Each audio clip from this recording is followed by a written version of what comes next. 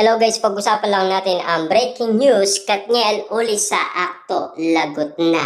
Daniel Padilla at Catherine Bernardo, totoo ba hanggang magkaibigan lang sila? Yan kasi guys ang mga naririnig natin at yan din kasi guys ang mga reaction na maririnig mo sa iba't ibang mga tao. Dahil walang label. At ano ang meaning nito para kina Daniel Padilla at Catherine Bernardo? Na alam naman natin kasi guys, kung maririnig ninyo ang iba't ibang pinag-uusapan, pinagkakaguluhan at pinagpipestaan magmula kina Daniel Padilla at Catherine Bernardo. Siyempre guys, wala na ang mga issue patungkol sa mga naliling kay Catherine Bernardo. Kita nyo naman guys, naglaho na ang mga issue. Hindi na umano guys pinag-uusapan na ngayon, ang pinag-uusapan ngayon ay si Daniel Padilla at Catherine Bernardo. Ayon kasi guys sa mga balibalita, uuwi at uuwi din pala sila sa isa't isa at lalong-lalo na guys, sabay pa silang naging independent. At lalong-lalo na guys, nagsasama pa umano sina Daniel Padilla at Catherine Bernardo ng paliem. Yan kasi guys ang mga pinag-uusapan ngayon.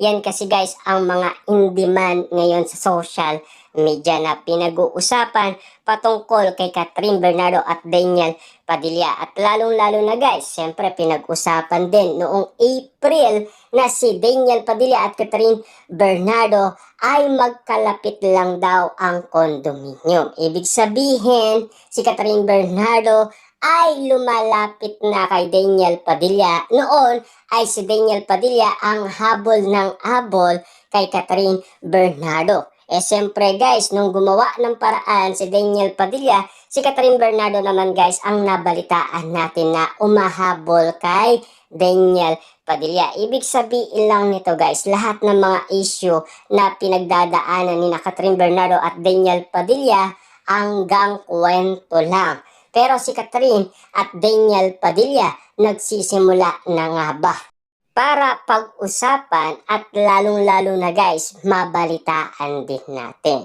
Siyempre guys, balitang-balita na yan at lalong-lalo na iba-iba man ang mga reaksyon ng mga tao.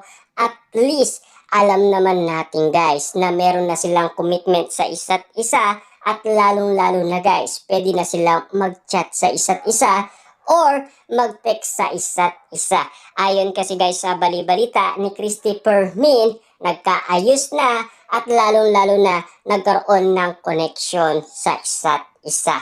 Yun guys ay patindi ng patindi ang mga breaking news kina Catherine Bernardo at Daniel Padilla. At lalong-lalo na guys sa lahat ng mga spotted ngayon na pinag-uusapan patungkol kay Daniel at Catherine Bernardo. Hindi lang natin alam kung ano na ang meaning nito para sa kanila. At least alam naman natin guys, meron silang nararamdaman sa isa't isa at alam din natin guys na kinikilig sila sa isa't isa. Kasi kung wala ng kilig guys, ibig sabihin hindi na sila pwede pang magkabalikan hanggang magkaibigan na lang.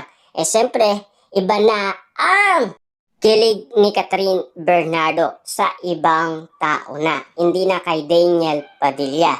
Pero ang pinag-uusapan ngayon guys, kapag nakita si Catherine Bernardo na kinikilig pa rin kay Daniel Padilla, ibang usapan na yon. Ibig sabihin, hanggang ngayon, pinapakilig pa rin ni Daniel Padilla si Catherine Bernardo kahit hindi siya ang nakikita. Kasi katulad lang guys ng kanyang ayos ng buhok or kalukalike lang. Yun ang ibig sabihin guys ng karamihan, lalong-lalo na guys ang mga Dilulu fans. Siyempre kung pagmamasdan natin lahat ng mga issue na kaganapan sa social media, kung si Catherine Bernardo ba ay minamahal pa rin si Daniel Padilla? Yes guys, minamahal niya pa rin.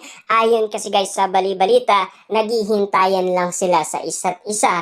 Pero gumawa naman ng guys ng action si Daniel Padilla at ganun din naman kasi guys si Catherine Bernardo. At least gumagawa sila ng rason para magkabalikan. Pero hindi lang natin alam guys kung ano na ang label nito. Kung hanggang magkaibigan lang ba or saan na patungo ito? Dahil ito na guys ang kwento-kwento.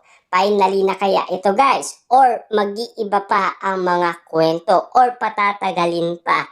Yan kasi guys ang inihintay nating kasagutan sa iba't ibang mga tao. Kung ano ang magiging reaction nila kina Daniel Padilla at Catherine Bernardo. Dahil palihim nga naman silang nagkikita. Yan kasi guys ang gusto din nating malaman.